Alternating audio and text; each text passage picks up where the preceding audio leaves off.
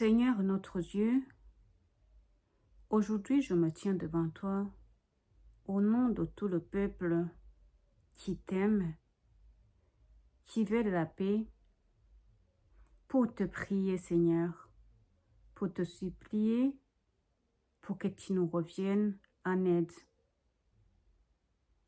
À gauche, à droite, Seigneur, en ce moment-là, les inquiétudes prennent terrain avec toute force.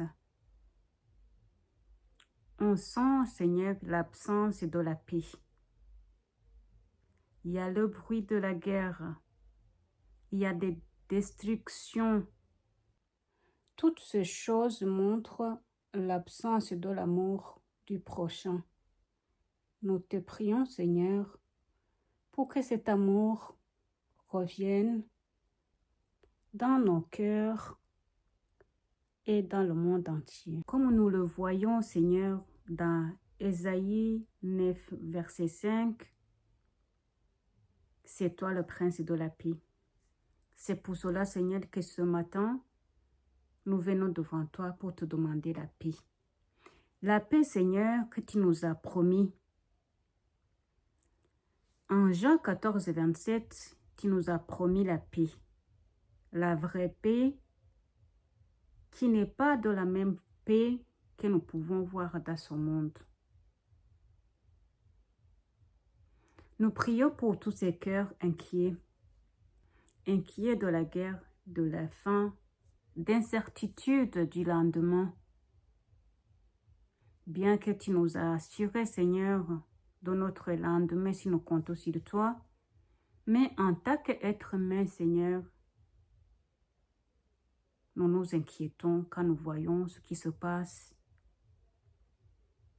à gauche, à droite, dans nos pays. Nous venons devant toi, Seigneur, pour te rappeler de tes promesses. Nous venons devant toi en ta parole. Tu nous as promis, Seigneur, en 2 Chroniques 7, 14, que si ton peuple se rappelle de toi, qui se détourne du mal, qui s'humilie devant toi pour te prier, que tu les écouteras et que tu exauceras leurs prières. Ce matin, nous nous humilions devant toi, Seigneur. Nous savons que nous sommes des pécheurs et nous le reconnaissons devant toi. Nous reconnaissons notre paresse, Seigneur, notre absence, notre manquement dans tes rendez-vous. Nous ne prions pas comme il faut. Nous ne connaissons pas tes paroles. Nous te demandons pardon afin que nos prières puissent monter vers toi. Nous te présentons, Seigneur, nos dirigeants, comme tu l'as demandé en Timothée 2, verset 2. Tu nous as demandé de prier pour nos dirigeants afin que nous ayons une vie paisible et qu'ils puissent nous conduire avec bienveillance.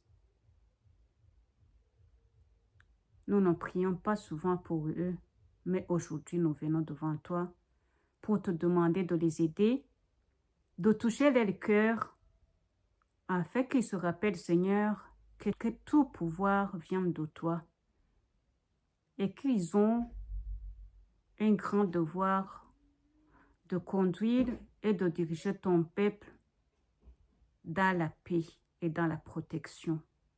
Nous te prions pour que leur cœur soit touché et qu'ils prennent des bonnes décisions.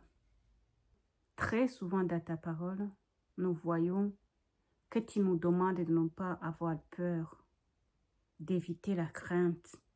Mais comment ne pas avoir la crainte quand nous voyons tous ces victimes, Seigneur? Nous te faisons confiance. C'est pour cela que nous venons devant toi pour te prier, pour demander ta protection. Nous savons que tu es un Dieu tout-puissant, le seul et unique qui puisse être partout dans le monde entier en même temps. Là où tu arrives, Seigneur, avec ton grand amour, la haine fuit et l'amour et la paix s'établissent.